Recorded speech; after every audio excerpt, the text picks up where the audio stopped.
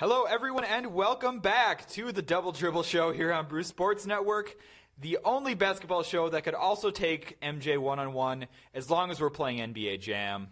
My name is Mitch Vomhoff. I am here, joined as always by Jimmy Carlton. Jimmy, how are you doing today? I'm good, Mitch. If I couldn't choose Chris Mullin as my NBA Jam partner, I would choose you. Oh, that might be the kindest thing anyone has ever said to me. What was your favorite duo back in the NBA Jam days? Sean Kemp and Gary Payton was pretty tough to beat. Kemp and Payton I definitely lean towards because back in my nascent days, those were kind of the guys that I just knew the best because, the Rain Man, come on. You've been dropping a lot of ACT words lately. Trenchant, nascent. I feel like maybe this is you've what been I studying. get for going to school for words. They're useful. Yeah, they come in handy. Actually, I have a brief digression, actually, I thought about when I was thinking about NBA Jam. NBA Jam is actually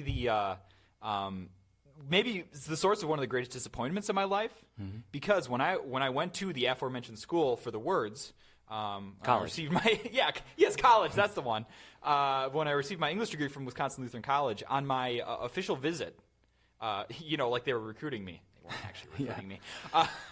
There was a lot of NCAA violations involved with that visit. Yeah, I was receiving a lot of improper benefits. Oh man, way too many Nick Norton Shakespeare anthologies given to you for free. I was getting textbooks handed to me. It was the worst. But when I visited, they had an NBA Jam cabinet in the student union. Wow. Like an arcade cabinet, and I was like, "This is awesome." Yeah. It was set on free play. You didn't need quarters. I was like, "This is so cool." They had that, and they probably had the X-Men beat 'em up arcade game. Another good one. And I was just so excited. This is 17, 18-year-old Mitch. Oh man, I can come play NBA Jam anytime I want. And so I ended up picking that school for that reason. That reason specifically, and certainly not no. And I got there, and the machines were gone. There were no arcade machines in the student union anymore. And that's why I don't trust anyone anymore. I was lied to about arcade machines in the union, and That's probably like what a lot of the Louisville players felt like when they went on their visit and they were given all of these strippers and prostitutes and jewelry and watches on their visit, and then they get to Louisville and it's like, no, you just get to hang out and with then you Rick just Pitino have to for go 20 to hours Louisville a day. now, Yeah. which is a real bummer. Well, it's probably for the best that they got rid of those because you were able to graduate rather than spend because most of I would your have spent college most of my tenure time playing the game. Instead of partying, I probably would have just spent most of my time playing NBA Jam. But hey, that would have been all right too. Anyways, we are back. It has been a week in the NBA. You are grabbing something off the floor. It has been a week in the NBA. A lot of stuff going on. A couple milestones got broken that we're going to touch on. But first of all, we're going to hit some headlines. And actually, it's not going to be that long because we're going to talk about one of those milestones right now. First topic of the day. LeBron James the other night officially moved to 7th on the all-time scoring list, passing Shaquille O'Neal. This is kind of a big deal, obviously. LeBron is significantly younger than a lot of the players on this list. Moving up very quickly. Obviously, he's becoming one of the most efficient and rapid scorers in league history. Jimmy, what do you have the odds of that LeBron is just going to end up being the best? He's going to score the most points ever in the NBA. I don't think that's going to happen. No? I mean, he's got a long way to go, and is chasing guys whose careers basically were spent with jobs 1, 2, and 3 being pouring 35 points a game. He might have the longevity going in his favor, although we're starting to see that break down a little bit this season with both the games taken off for rest and also he's starting to have phantom injuries cropping up, getting hit in the neck and then acting like he was paralyzed. But no, he's always been his appeal or his best superstar trait has always been his all-around game, right? He's well-rounded. He can do everything, and that's also always been his mantra. I mean, he is a guy who wants to get other players involved. When his teams are playing the best, and when he says his teams are going well, it's when he's getting other guys involved, and he can sort of decide when he wants to take over a game. He could be a 35, 40 points a game scorer if he wanted to on probably some bad teams, but he's always wanted to get other players involved. And like he's wanted to be, and even over the last 5 or 6 years, he's a guy that's like trended toward, I want to take 14 shots and make 9 of them, rather than I want to take 30 shots and, you know, make a quarter of them or something. Like I don't think he's going to catch, you know, he passed Shaq for what, 8th? This was he's into 7th right he's now. now into 7th. Yeah. And so he's chasing Dirk, who's going to put up a few more points, and then those top 3 or 4 guys are just way too far ahead, I think, at this point. Yeah. So I just pulled up the list here, and we've got LeBron James at officially about 28,600 points. Dirk at 30,100. Wilt Chamberlain obviously 31,400. Michael Jordan at 32,300 ish. So LeBron's probably reasonably a couple of seasons of putting up 2,000 point seasons, let's say, away. But where do you think he lands? Kind of, if we're looking at Kareem at the top, Karl Malone, Kobe Bryant, Michael Jordan in your top 4, does he end up catching at least maybe the Michael Jordan, Kobe Bryant settling in at the 34,000? Yeah, it's going to be interesting. I mean, obviously, it does come back down to durability. Is somebody like him who looks so far like he could play until he's 40, except at some point that's, he's going to start having durability issues. Yeah. It's hard to say. Obviously, we can't predict the future, but I think that he probably gets into like 4 or 5 range. I don't see him cracking up into the Wilt, Karl Malone, Kareem area. Yeah, that is obviously a rare air as far as NBA players are concerned. I lean a little bit more towards that he might end up getting it just because he has the factors of being relatively young for a high scorer. Obviously you mentioned that he will start playing less, and he's played very heavy NBA minutes already in his career, which is going to work against him and bring up those injury concerns, obviously. And I just don't see, I guess to crystallize my rambling point earlier, I just don't see his style of play changing. He's always been an unselfish player, even as a young guy in his prime, right? So as he gets older, I don't see him facilitating less. I see him becoming more of a guy who settles into that, like, I'm going to take a few shots and I'm going to make sure they're good ones, and I'm going to get everybody else involved, rather than being like a Kobe who's going to ramp way up his number of shots and try to get 60 points in his last game ever. Drop 50 shots in his last game, that kind of thing. Yeah, that's a fair point. I could definitely, yeah. Although I would pay, let's be clear here, I would pay to watch a LeBron I want to take over and just take 50 shots game, because that would be really a mark for the ages. I mean, when I was watching the game, and we're going to get into this, the Bulls game, the Cavs lost to the Bulls, and it was their 3rd loss in a row. But when he launches those 27-footers just with no cares whatsoever, that's still one of the most exciting and coolest things to see in an NBA game. Yeah, it's because he's just like, I'm the best player in the world. I'm deciding to play like it right now. Yeah, and LeBron is honestly in that short list of when that guy goes off, you need to stop what you're doing and you need to watch this basketball game. Yeah. Because even maybe fading out of his prime, I'm not going to cast aspersions on LeBron James' physical prowess right now, but even at this stage in the game, anytime LeBron wants to take over a game, it is really a sight to see. And they could probably use it because they've been struggling, huh? They certainly have, and that has been a topic of much consternation, if you want to talk about college words, as of late in the NBA, is that the Cavaliers in March especially have just kind of fallen off a cliff, defensively specifically in particular, and they're just kind of mucking around. I saw somebody posted on Twitter today, that boundless fount of information, that the Cavaliers are going to end March with the same number of wins in the month as the Brooklyn Nets. And we all know where the Nets are at, so that's definitely a cause for concern. And they are just getting Kevin Love back from his injury. The Cavaliers have certainly been beat up, and it's they always have the sense around them that they're just waiting for the playoffs. But Jimmy, is this? People keep talking about the switch that the Cavs have to flip to become a contender again. Is that a realistic thing to just kind of hand wave this away and say, oh, they'll fix it?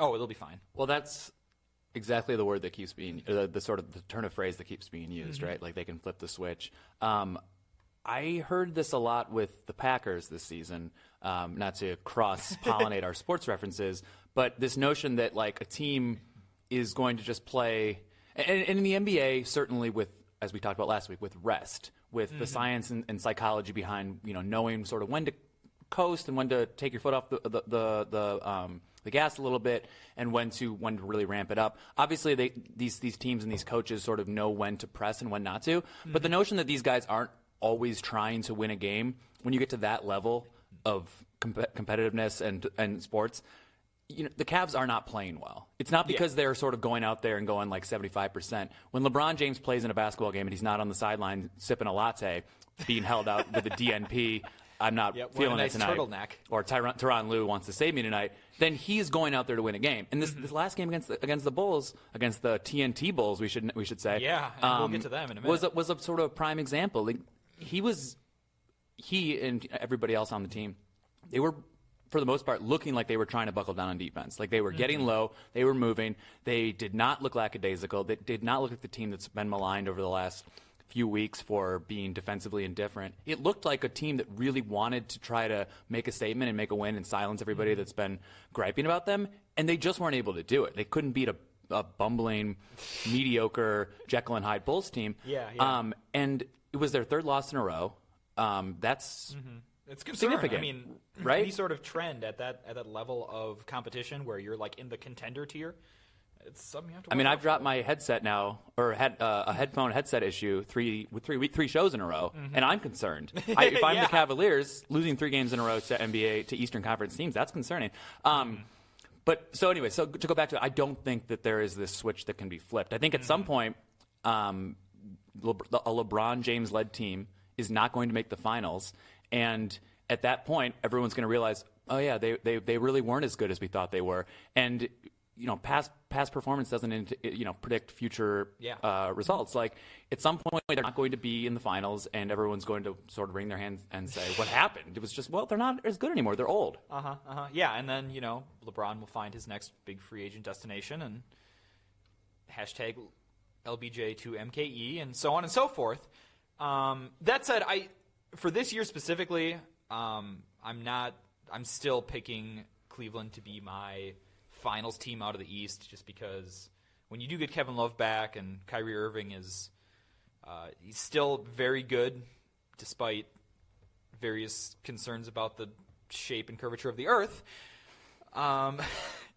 Cleveland is obviously still the team to beat, and as long as LeBron is still doing LeBron type things, we saw it in his first stretch in Cleveland where he still can elevate a maybe less than optimal team to contending status. So that's definitely going to be a concern. I did want to note that my favorite headline of this entire week was one regarding the Cavaliers, wherein Tyronn Lue, the coach of the team, claims that he has a secret plan to fix their defense in the playoffs, and that he's not revealing it yet. Because you don't want to tip your hand. You don't want to give it away so people can scout you for the for the playoffs. And I just really enjoy the concept of a coach just kind of having this nefarious little we have a plan. No, we have a plan. I promise we have a plan. I'm not going to show it to you, but we have it. So don't worry. I'll be really interested to see what the plan becomes when we get to the playoffs. It's funny because We've heard of this before, like especially over the last couple of years with these two superpowers in the West, with the Spurs and the Warriors. Like, there's this tete-a-tete of Kerr versus Popovich outsmarting each other, holding, not showing all your cards and not showing all your schemes late in the year, because they play each other all the time. Yeah. So it's like, especially with that matchup, you hear it over and over, because they're going to meet in the Western Conference Finals. They don't want to reveal everything they've got. The notion that Tyronn Lue, who, for as much as LeBron loves him and for being the head coach of the defending champs, as much success as he had, I don't think he has that reputation as this tactician, he's not exactly a mastermind. Brilliant, glorious leader. And whenever a camera flashes to him in a game, it's always like I also like that he looks confused, but then he's always perched above his chair. Like, I think he has his folding chair folded up so that he looks like he's above everybody, even though he's 6'1". Yeah, exactly. But yeah, he doesn't inspire that idea that they've got that they do indeed have this secret plan. It reminded me of during, and not to get too political here, we won't say one way or the other, but It reminded me of like during the presidential campaign when Trump was saying he had a secret plan to defeat ISIS, and then he was like, it was basically just a reason not to answer that question. And then as the administration has now shown, we don't really have a plan for anything. But anyways, yeah, definitely. But that is definitely one of the things I want to watch, especially in the earlier rounds of the playoffs. I'm curious to see when the secret plan switch gets flipped. I think it's like try and rebound and like. And Larry Sanders. Here we go. Larry Sanders, exclamation point, your boy. How happy will you be if he does indeed end up being like a difference maker in the playoffs? Man, I don't know if I'm going to be happy. I'm going to be sad because the Bucks are still paying him $2 million this year to go play for the Cavaliers, and that ain't no good. But yeah, no, I will definitely be keeping it. I figure it's probably going to be like maybe in that second round, getting into the conference finals of like, okay, now we're going to see when the Cavaliers really shorten their rotations and try to hone in on becoming that contender. I think that's when we're going to see really if they can flip the switch, install the plan, whatever phrase you want to use. I think that's where it's going to be. Yeah, I mean, the quote that we've been referencing or alluding to is we've got to hold back. We can't show our hand early because there are some good teams and we don't want them to just be able to adjust to what we do in a series. Hey, I do think that what he's trying to get around is not that there's some grand scheme strategically. It's just that he does know that this is a team that over the last couple of years does just try harder when the playoffs start, and like they showed that against the Raptors in the conference finals, and then against the Warriors. Like there's not some sort of brilliant tactical change that's going to be made. It's just that they're going to try harder, play better on defense, and it's going to result in better defense. Yeah, that seems to be at least and then he'll be proven what correct. The plan is actually going to be is, hey guys, let's just let's actually try harder because it's the playoffs and all that. Anyways, speaking of records, we had another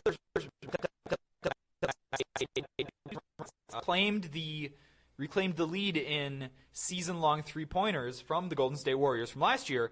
But the Rockets have officially made 1,083 three-pointers this year, leading the league and setting the record again.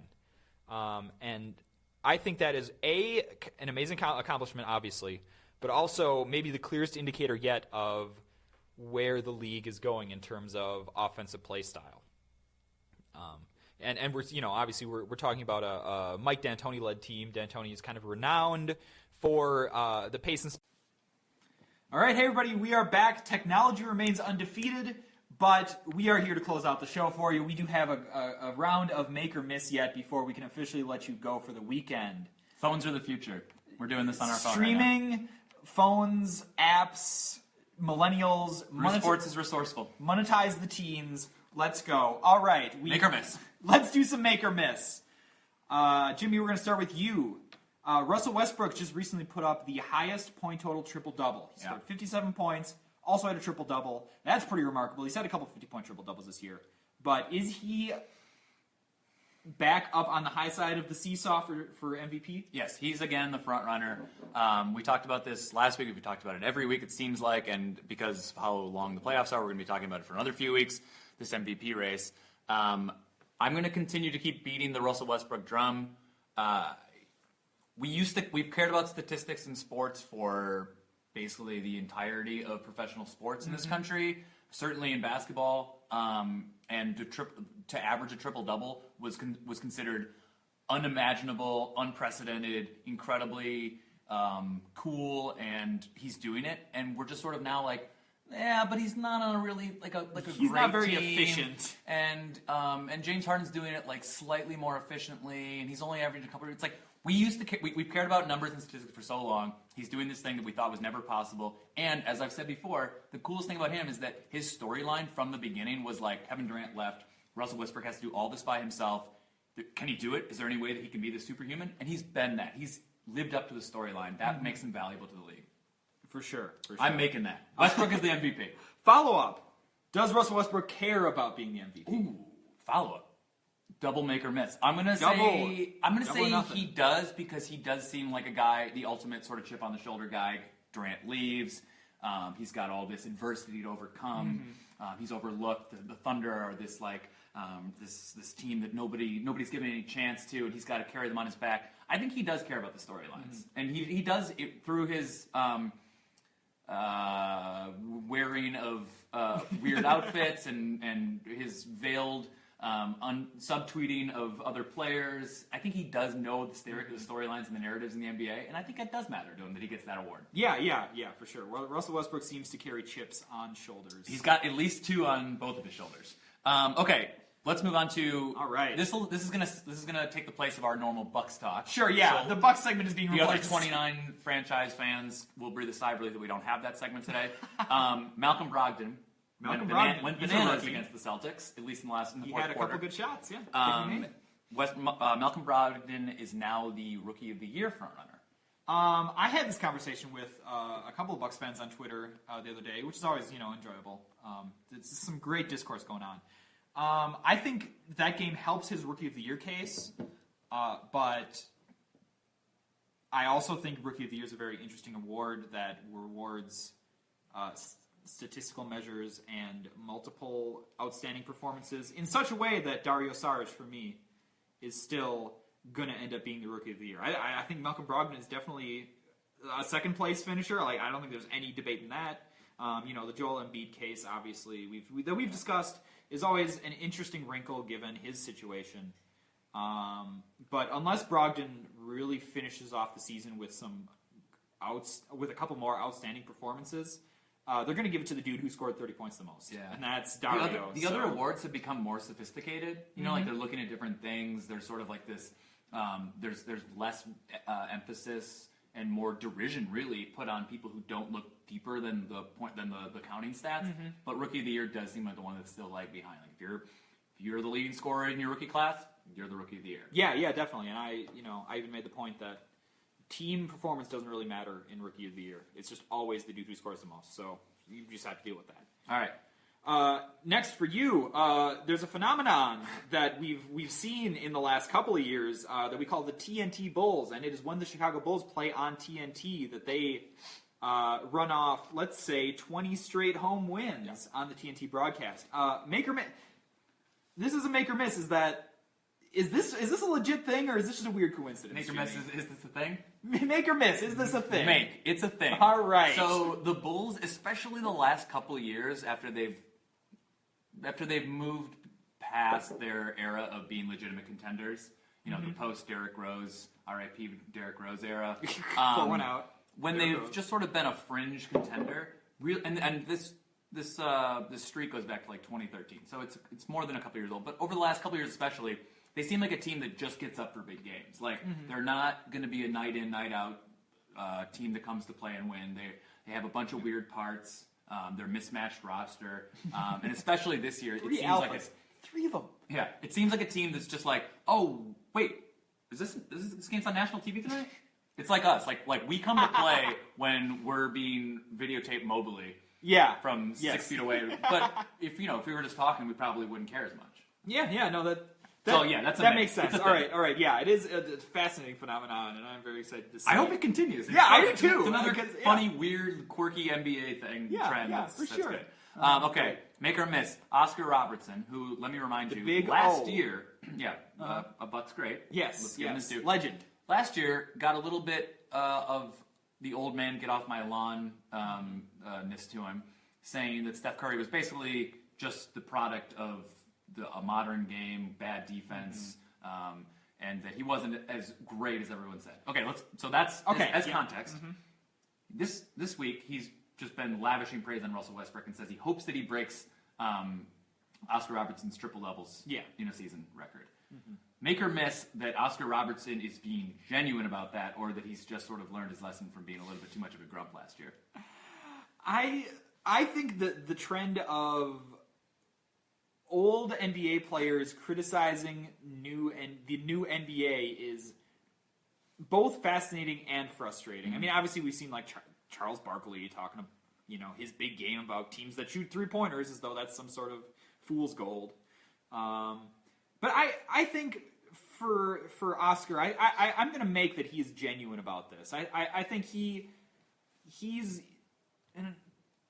because it's so close to him. I think because he's been so tied to this triple-double record, that it's genuine for him of I'm respect what this guy Westbrook is doing. I'm I haven't really kept up with Oscar Robertson's opinions over the last couple of years because I tend to haven't tune really out. been valid. Yeah, I tend to tune out old players, but for in a situation like that where I had this triple-double record and now this other dude is like maybe going to break it.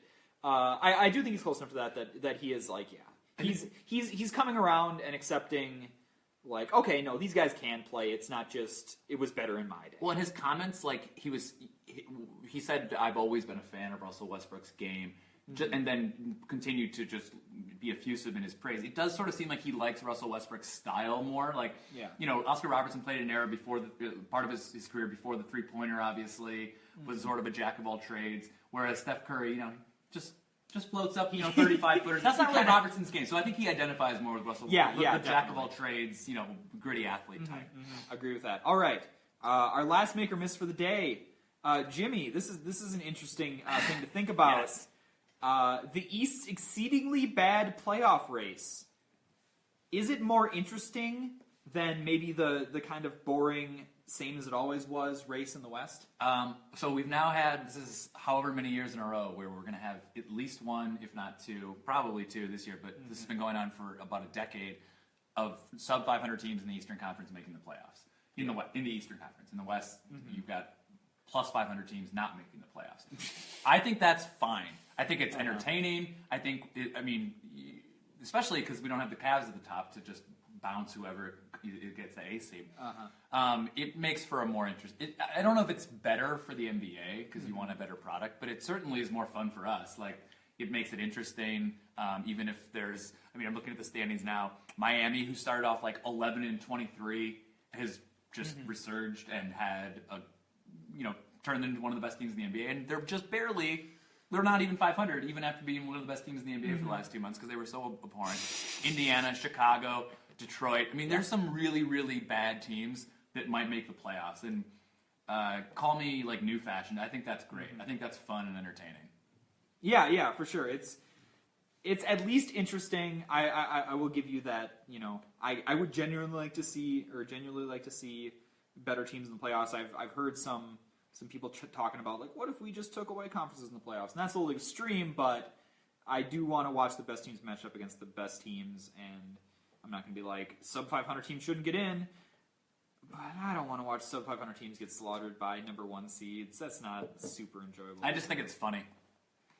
Yes, I will give you the humor factor in that. That's fair. That's what, the humor is what is bankrolling this multi-billion-dollar industry, right? That's, the NBA we're is not too far off at that because point. it's hilarious. We talked about peanut butter and jelly last week. Yeah. Anything is on the table. It's at least good for our show. All right. That has been Make or Miss, and now it is time for us to wrap up. Jimmy, it is the weekend coming up. Tonight is Friday. People are going to go out, but people are also going to watch some basketball tonight and into the weekend. Obviously, the Final Four is going on Saturday night, tomorrow night. Watch the Final Four games. Watch the national championship on Monday. Real quick, who do you have in the Final Four? Who do I have? South Carolina, Gonzaga. Who do you got? I got Gonzaga there Who do you because got? I like Oregon, UNC. and I got Oregon. All right. Yeah. Yep. I'm going Oregon and Gonzaga in the final, but don't ask me who's going to win. It's going to be like when the Spurs played the Nets in the NBA Finals. It's going to be nobody's watching that game. Yeah, exactly. But I always root for the smallest media markets making it because that's the most interesting to me. My two games of the week tonight. If you're in front of a TV, you should turn on Houston at Golden State. That's going to be a great matchup of their game from Wednesday that Golden State won. We'll see if Houston can take back a match. And then a match. I'm talking about soccer now, apparently. If they can take a game back and preview a matchup that I would love to see in the playoffs. Also, maybe an underrated game because Utah doesn't get a lot of love, but Sunday afternoon, Utah at San Antonio, I think is a super interesting matchup of the young inside core that Utah has against San Antonio's wizardry. Is there anything going on this weekend, Jimmy, that you are looking forward to from a basketball perspective? April Fool's Day tomorrow. It is April Fool's Day tomorrow. That's exciting. Yes. We check out onmilwaukee.com, which will have some very amusing stories on our site. About 30 of them tomorrow that you'll want to check out. Yes. I'm not going to say that they're The plug fake, for- but I'm going to say that they're interesting. And then beyond that, not Final Four and National Yeah, Championship. exactly. WrestleMania is going on. WrestleMania. If you are an idiot like me who likes wrestling, WrestleMania is coming up on Sunday. It's going to be stupid. You should probably watch it. All right, that being said, I'm Mitch We are Baumhoff. stupid. Hey, listen, man, we're making it work. Yeah. We handheld phones, handheld cameras, clip-on mics. However we do it, we're going to do it. We're going to get this show out every week. This has been the Double Dribble. My name's Mitch Baumhoff. As always, you can find me at Mitch Baumhoff on Twitter. You can find the show, all our shows on Twitter, at Brew Sports Net. Jimmy, we can find you on Twitter. Where can we find At you? Jimmy Carlton 88. At Jimmy Carlton 88. This has been the show. Thank you so much for watching. We will be back next week again with another edition of the Double Dribble here on the Brew Sports Network. Goodbye.